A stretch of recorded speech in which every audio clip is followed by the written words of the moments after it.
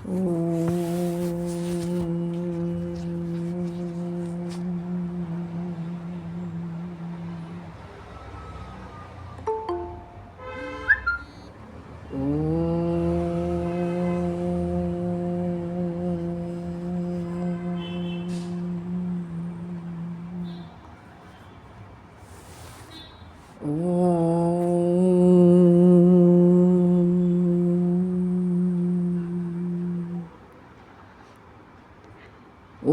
सहनाववतु सहनौ भुनक्तु सह वीर्यं करवावहै तेजस्विनावधीतमस्तु मा विद्विषावहै। ॐ शान्ति शान्ति शान्तिः। अखण्डमण्डलाकारं व्याप्तं येन चराचरं तत्पदं दर्शितं येन तस्मै श्रीगुरवे नमः। अज्ञानतिमिरान्धस्य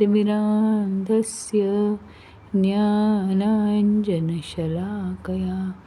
चक्षुरुन्मीलितं येन तस्मै श्रीगुरवे नमः। गुरुर्ब्रह्मा गुरुर्विष्णु गुरुर्देवो महेश्वरः गुरुरेव परं ब्रह्म तस्मै श्रीगुरवे नमः।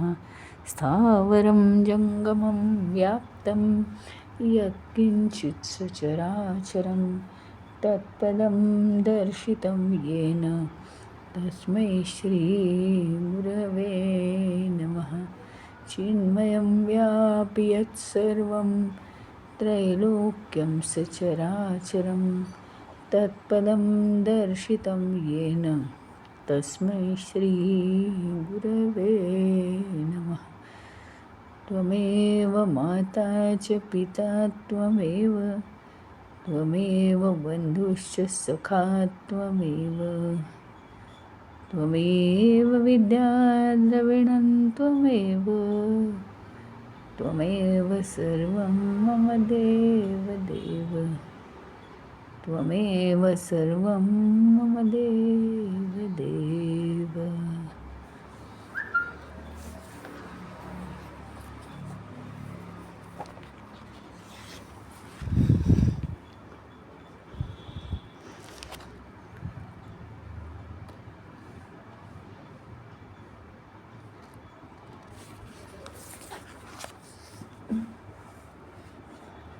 काल आपण एक भाग बघितला,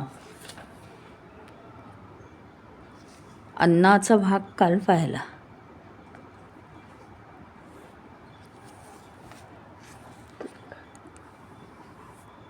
पृथ्वीपासून अन्न निर्माण होतं. अन्न हे माणसाचं औषध आहे.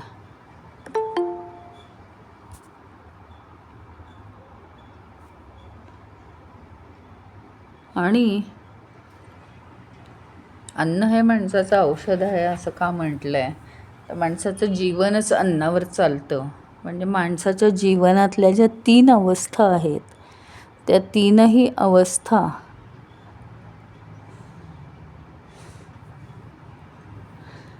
निर्माण होण्याची अवस्था, वृद्धी होण्याची अवस्था किंवा रक्षण होण्याची अवस्था आणि नाश पावण्याची अवस्था, हे सगळं अन्नावरच अवलंबून आहे.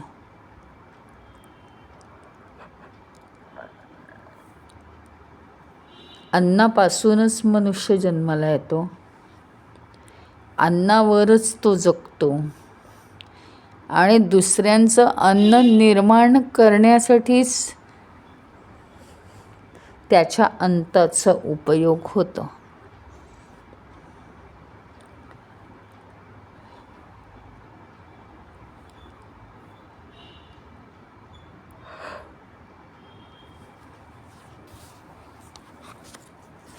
हे आपण काल बघितलं.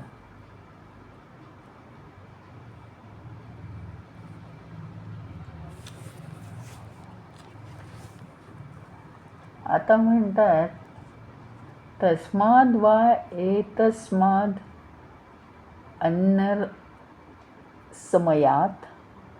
अन्योन्तरः आत्मा प्राणमयः तेनैव पूर्णमः स वा एष पुरुषविद एव तस्य पुरुषविधताम् अन्वयं पुरुषविदः तस्य प्राण एव शिरः व्यानो दक्षिणः पक्षः अपान उत्तरः पक्षः आकाश आत्मा पृथिवी पृच्छं प्रतिष्ठा तदप्येष श्लोको भवति.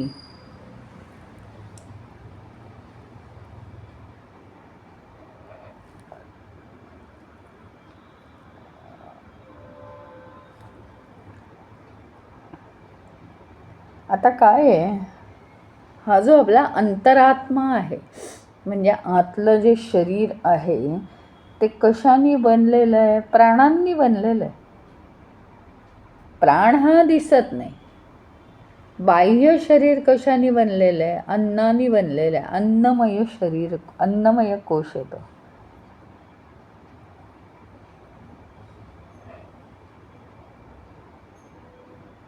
त्याच्यापेक्षा सूक्ष्म शरीर जे आहे, म्हणजे सूक्ष्म शरीर म्हणजे सूक्ष्म शरीर नाही, बाह्य भाग जो आहे तो स्थूल आहे, अंतर्भाग जो आहे तो सूक्ष्म आहे थोडासा शरीराचा.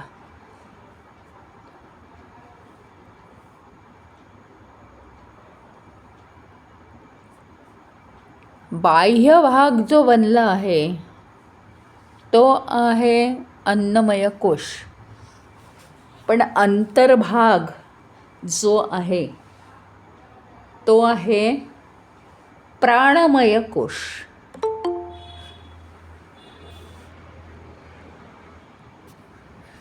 प्राणमय कोश म्हणजे प्राणामुळे तो चालतो.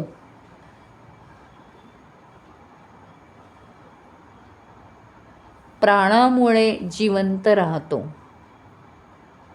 नुसतं ढोबळ मनाने प्राण म्हणता येणार नाही.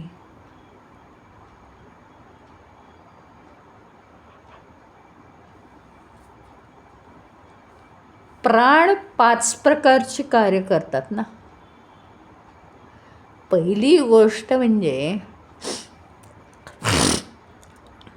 5 प्रकार हे तर नंतर आले, पण आपल्या शरीराच्या प्रत्येक अवयवात प्राणाने कार्य केलं तर शरीर नीट चालतं.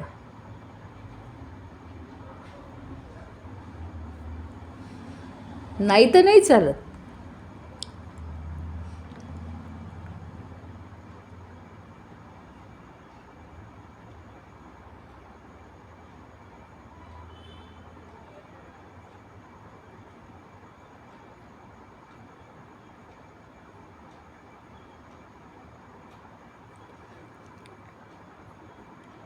आणि मग हे प्राण कसे कार्य करतात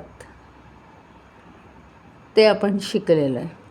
पण ढोबळ मनाने आधी हे लक्षात घेऊ, पायामध्ये जो प्राण आहे, वायू आहे, तो वायू नाही. अंतरंगामध्ये आपल्या जो आहे तो वायू म्हणून नाही तो प्राण.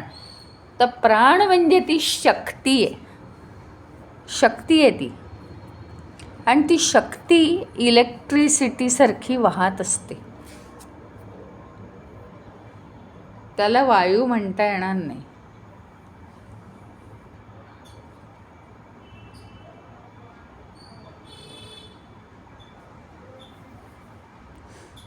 चालण्याची जी पायांमध्ये शक्ती आहे, रक्तविसरण होतं हे सगळं मान्य आहे, पण ते सगळं होण्यासाठी कारणीभूत कोण आहे? प्राणच आहे. ज्यावेळी लहान मूल शाळेत जात नाही त्यावेळी आजोबा म्हणतात, चल मी पण येतो तुझ्या शाळेत, माझ्या बोटाला धरून चल, आणि ते स्वतः घेऊन जातात.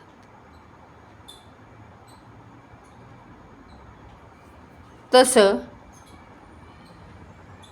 रक्ताभिसरण, नंतर आपल्या फुफ्फुसांमध्ये शुद्ध वायू पुरवणं, शरीराला अशुद्ध वायू बाहेर घेऊन जाणं, सगळ्या ज्या हालचाली आहेत, अंतरंगातल्या हालचाली,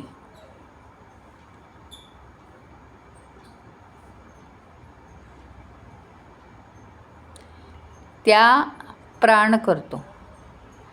म्हणजे एक प्रकारची शक्ती असते आपल्यामध्ये.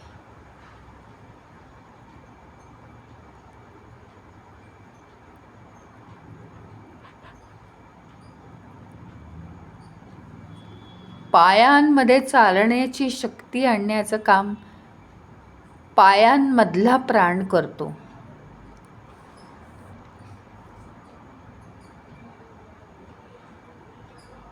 त्या त्या अवयवात शक्ती निर्माण करण्याचं काम तो अवयव करतो.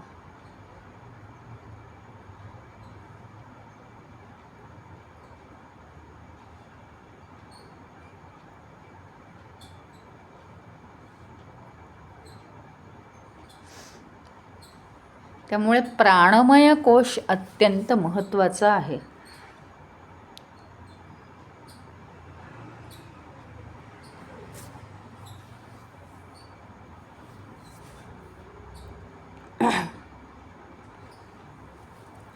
आणि 5 प्राणांची जी कार्य आहेत ती तुम्हाला माहिती आहेत. म्हटलं ना की ज्याप्रमाणे लहान मुलगा शाळेत जात नसेल तर वडील स्वतः जातात, मग तो तयार होतो. त्याच्याप्रमाणे सगळ्या प्रकारच्या ज्या हालचाली आहेत त्या सगळ्या प्रकारच्या हालचाली करून घेण्यासाठी सगळीकडून प्राण वाहत असतो आपल्या आतमध्ये. म्हणजे ती शक्ती वाहत असते.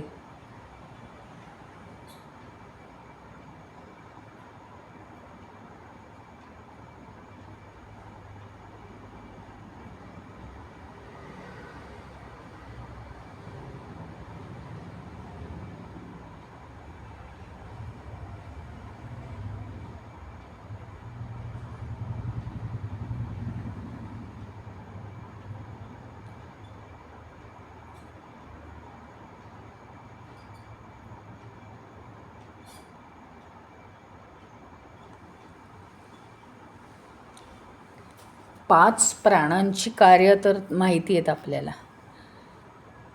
त्यामुळे त्याच्यात परत आज वेळ घालवणार नाही आहे. पण नुसतं रक्ताभिसरण होणं हे इतकं सोपं नाही आहे. त्याला त्या व्यानाला ते घेऊन जावं लागतं.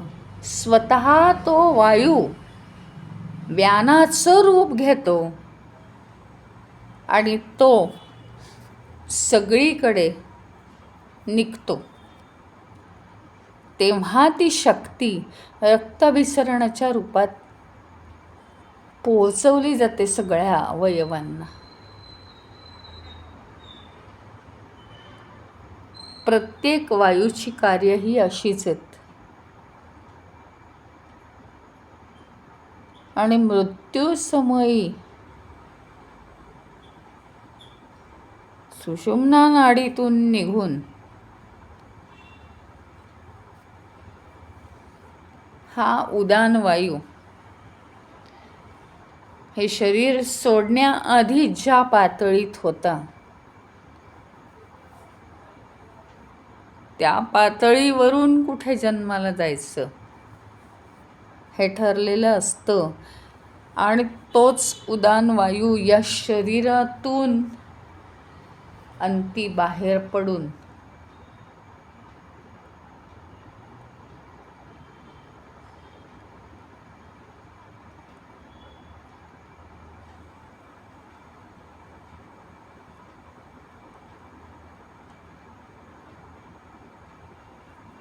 अशा रीतीने हे वायूंचं कार्य महत्त्वाचं आहे.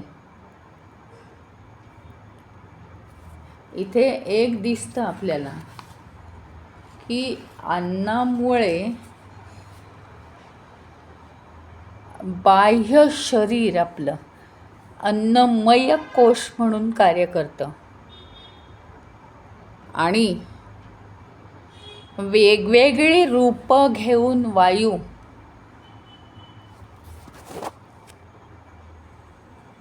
अंतर्भागात कार्य करतो.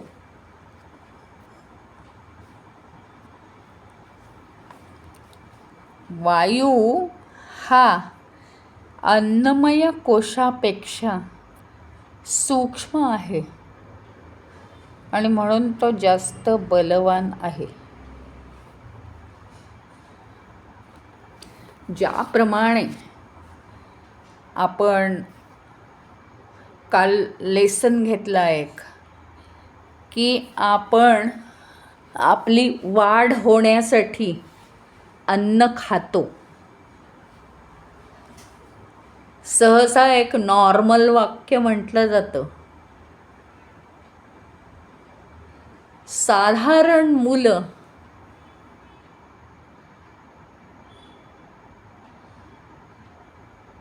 किशोर वय सोडून म्हणजे त्यांना समज आल्यानंतर तरुण वयापर्यंत पदार्पण करतात. त्यावेळी त्यांना आपण म्हणतो वाढतं वय आहे आणि एक त्यांच्या विचारांमध्ये जोश असतो. मग तो जोश सगळीकडे कार्यरत होतो आणि तो जोश कायम टिकावा त्याचप्रमाणे ते जास्त कार्यरत असल्यामुळे त्यांच्या स्थूल आणि सूक्ष्म सगळ्याच अवयवांची झीज होते आणि ती भरून काढण्यासाठी ते अन्नाची मागणी जास्त करतात. हे बरोबर आहे.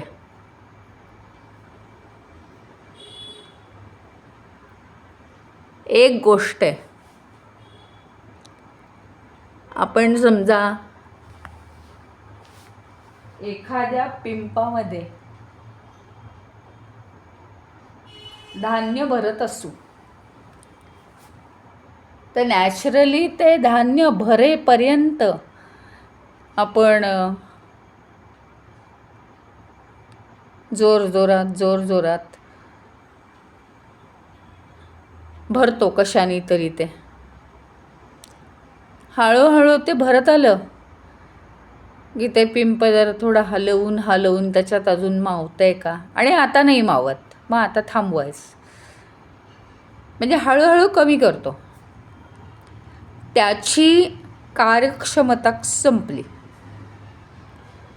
त्याप्रमाणे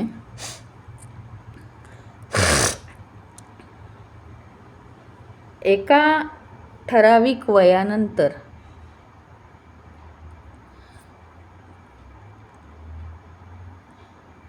अन्न भरण्याची क्षमता संपते. म्हणजे एक कसं आहे, आतमध्ये आपल्या शरीरामध्ये एकंदरीत जे लहान मोठे सगळे जे अवयव आहेत, स्थूल सूक्ष्म सगळे कार्यरत असणारे,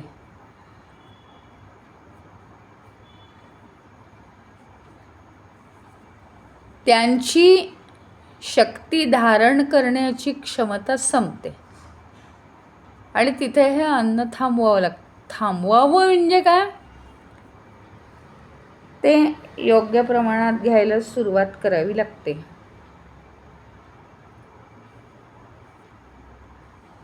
आणि नाही तर जे अन्न खाऊन आपल्याला उपयोग होत होता तर तेच अन्न आपल्याला खायला लागतं, असं आज आपण बघितलं. महत्त्वाचा मुद्दा एवढाच आहे की सूक्ष्म त्याच्याहून काय आहे, प्राण आहे. तर आपण जगण्यासाठी एक नॉर्मल जगण्यासाठी आपण श्वासोच्छ्वास करतो. करतो म्हणजे ते काय आपल्यावर अवलंबून नाही आहे. तर तो केला जातो आपल्याकडून. परंतु अनकंट्रोल्ड श्वासोच्छ्वास आहे हा.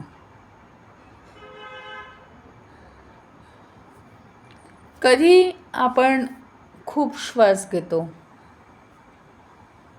दमतो, पळत येतो वगैरे, आणि कधी आपलं लक्ष नसतं आणि एकदम आपण इकडे तिकडेच काहीतरी लक्ष देऊन केंद्रित करून बघत बसतो आणि श्वासच घेत नाही.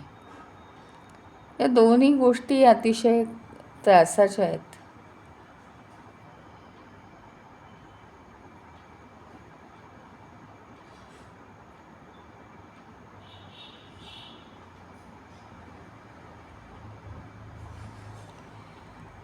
तर हे टाळण्यासाठी प्राणायाम असतो. त्याला एक नियमबद्ध करायला पाहिजे आपण. त्याला नियमविधी लावायला पाहिजे, रूल काहीतरी. आणि बघा तुम्ही, म्हणजे जेवढे पाहिजेत तेवढेच श्वास जर जीवनात घेतले गेले, ते काय प्राणायाम करा म्हणजे काय 24 तास करा असं नाही माझं म्हणणं. स्वर यंत्रणेवर ताण येता कामा नाही. अति तिथे माती.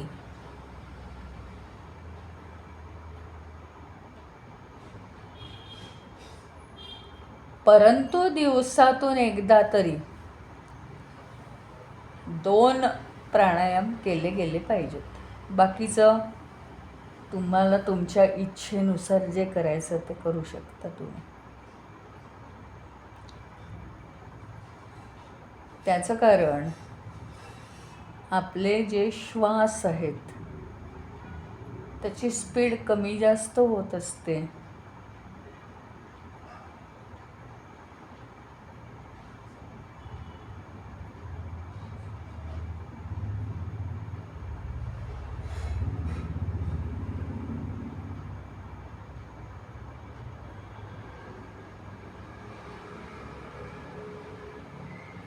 कंट्रोलमध्ये ॲटोमॅटिक श्वासोच्छ्वास ठेवण्यासाठी प्राणायाम केला पाहिजे. अन्नासारखीच ही गोष्ट झाली. आता प्राणायाम हा जर तुम्ही लक्षपूर्वक आणि वर्षानुवर्ष केला तर त्या प्राणामध्येच आत्मतत्व कसं फील होतं हे तुम्हाला कळेल. पण आज प्राणायाम सुरू केला आणि उद्या बसलं पाहात तर ते पूर्ण दिवस तिथे बसलात तरी ते कळणार नाही.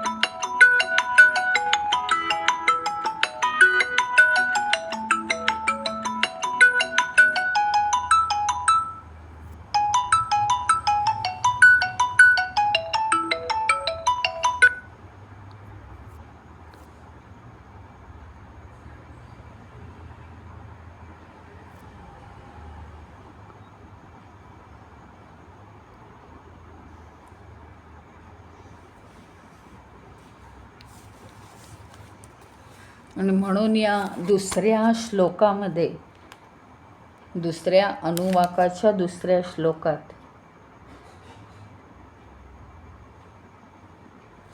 त्यांनी प्राणाचं महत्त्व सांगितलेलं आहे. म्हणजे जर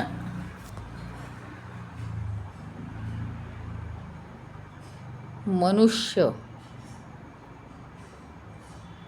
हा जर प्राण म्हटला, प्राणमय म्हटला मनुष्य,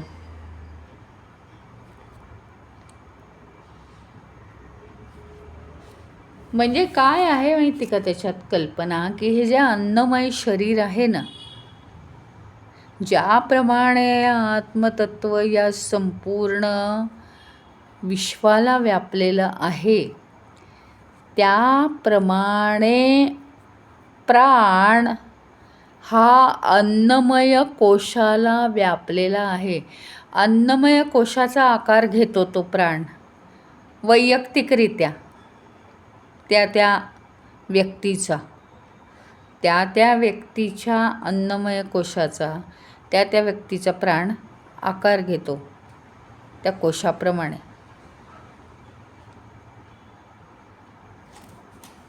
आणि त्या अन्नमय कोशाला सुरक्षित ठेवतो, सेफ ठेवतो.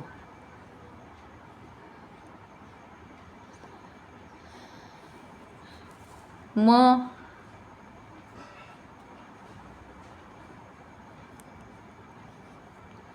प्राण हे त्याचं डोकं आहे.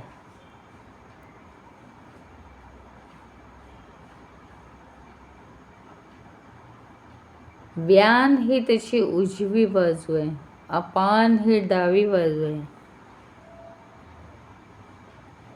आकाश हे त्याचं धड आहे, पृथ्वी हे आधारस्थान आहे.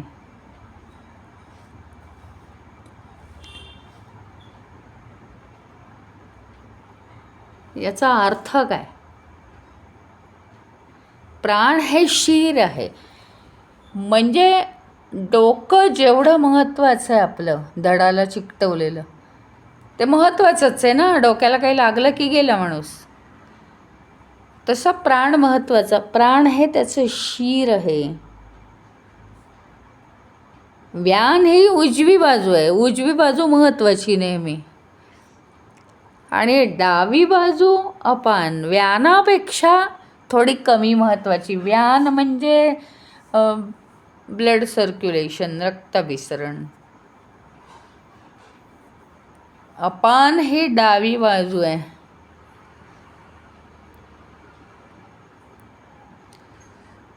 संपूर्ण शरीर जे आहे ते आकाश आहे. म्हणजे नेहमी त्या देहामध्ये स्पेस असली पाहिजे. देहामध्ये म्हणजे अन्नमय कोशात स्पेस असायची म्हटलं तर काय, कमी खायला पाहिजे, जागा ठेवली पाहिजे पोटामध्ये. मनोमय कोशात स्पेस असायची म्हटलं तर काय आहे की आपण या स्पेसचा खूपच अभ्यास केला की मनोमय कोशात स्पेस असली पाहिजे. म्हणजे काय, तर कशातही चिकटून नाही राहायचं, मोह नाही करायचा कशाचा, फॉरगेट एव्हरीथिंग.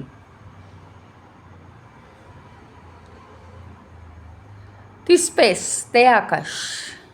आकाश ही त्याची बॉडी आहे पूर्ण, ते महत्त्वाचं आहे.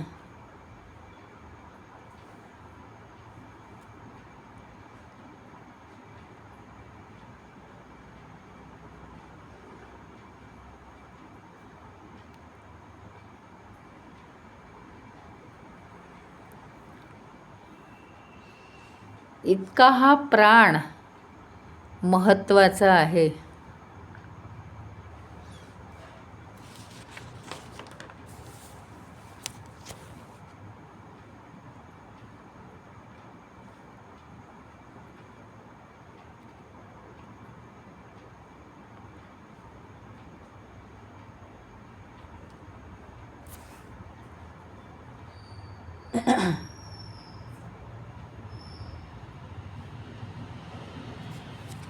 म्हणजे काय माहिती का, एकच प्राण आहे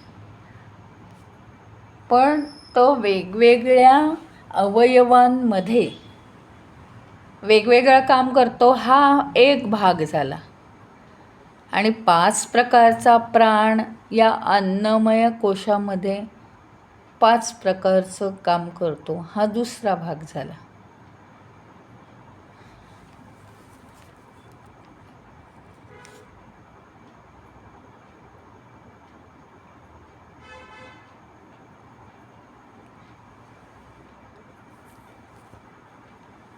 मनुष्य एकच असतो.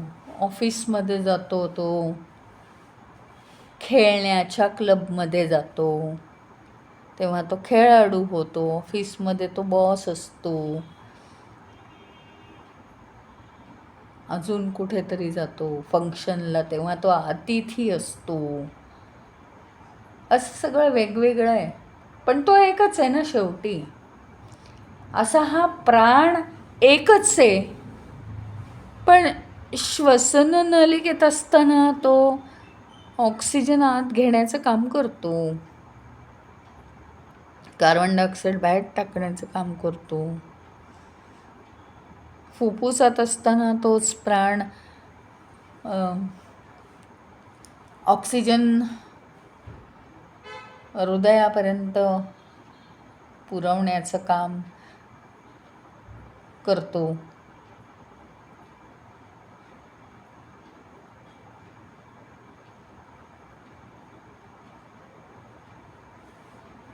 कार्बन डायऑक्साईड बाहेर काढून टाकण्याचं काम करतो. तोच प्राण अपान बनून पचन करतो, व्यान बनून रक्ताभिसरण करतो.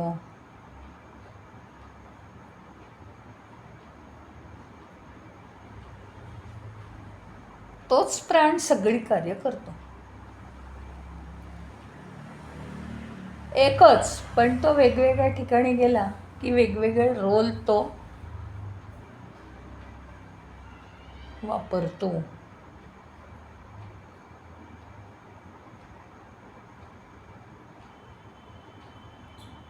या भागामध्ये इथे अन्नमय शरीर आणि प्राणमय शरीर यांचा उल्लेख केला आहे, यांचं महत्त्व दाखवलेलं आहे.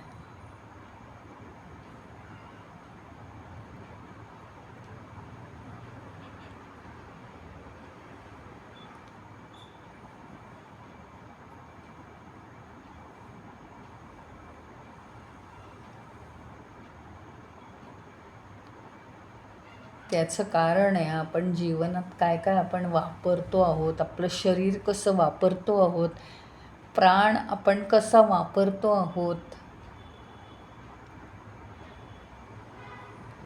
प्रत्येक श्वासागणिक जो विचार येतो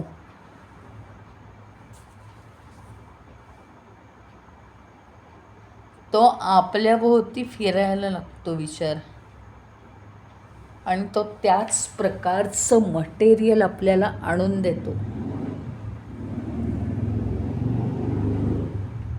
श्वास तर सतत चालू आहे, आणि अचानक जर मी कोणाचा तरी द्वेषभाव केला, आता हे काय आहे, कन्सेप्ट काय आहे,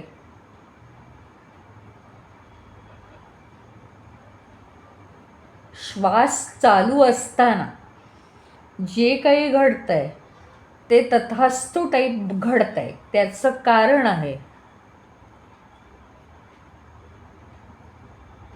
श्वास चालू असताना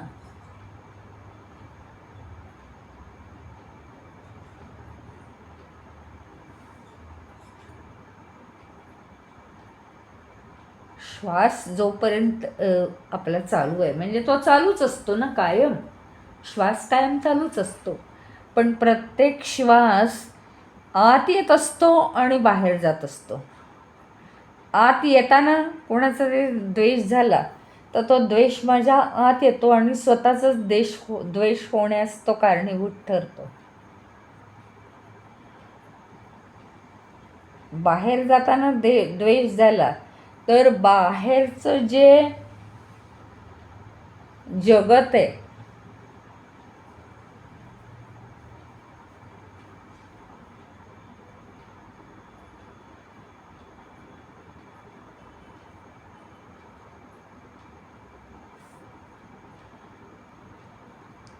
त्याच्यामुळे जर आपण वेडावाकडा विचार केला कोणताही, कशी प्रोसेस कशी होते, श्वास आत येतोय, श्वास बाहेर जातोय. श्वास आत येत असताना त्या क्षणी जर मोहाचा विचार झाला तर तो माझ्यामध्ये मोह निर्माण करतो.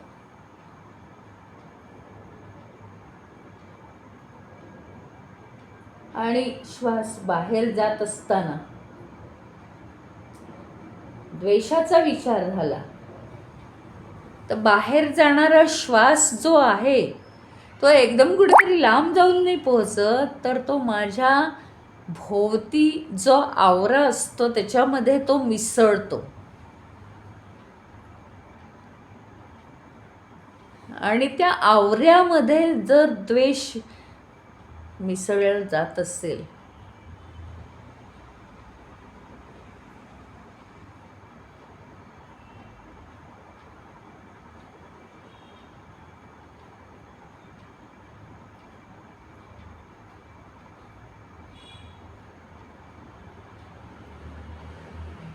आणि आपल्या भोवती एक प्रकारचा आवरा निर्माण होतो. तो आवरा काय करतो, तो अजून तशाच गोष्टी अट्रॅक्ट करतो आणि आपल्या जीवनामध्ये भोग उत्पन्न करतो.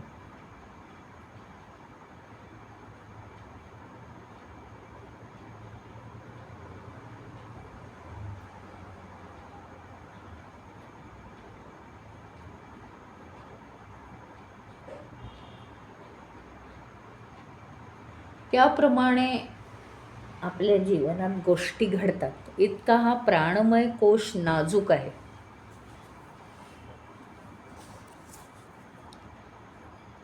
इथे या दुसऱ्या वल्लीचा दुसरा अनुवाक आज समाप्त झालेला आहे. इथे थांबूया.